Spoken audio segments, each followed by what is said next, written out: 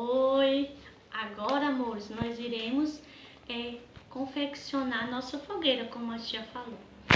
A fogueira é algo bem tradicional, que vem de muitos e muitos anos atrás, onde as pessoas se reuniam para comemorar a festa de Santo Antônio, de São João, de São Pedro, e também é uma forma de confraternização, de reunir as famílias ao redor da fogueira.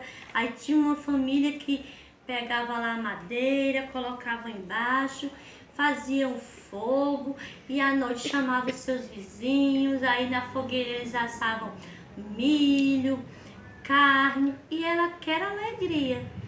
E nos dias atuais também ainda temos essa tradição, mas infelizmente esse ano, devido à pandemia, não. Mas agora nós vamos confeccionar nossa fogueira bem legal, de uma forma bem simples e fácil. Vamos lá? Viva São João e São Pedro! Como foi que a tia fez? Vocês vão fazer. A tia pegou umas palhas de uma vassoura. Aí a vassoura que ainda não tinha usado, recortou e fez essa linda fogueira.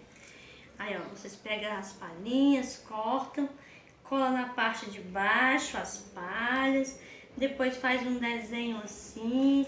Aí pode usar papel crepom, qualquer outro tipo de papel na cor vermelha, no amarelo, no laranja, na cores que vocês tiverem.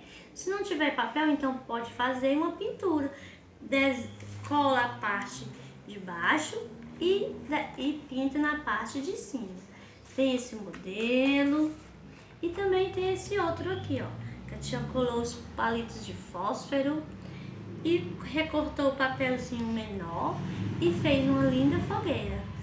Beijo!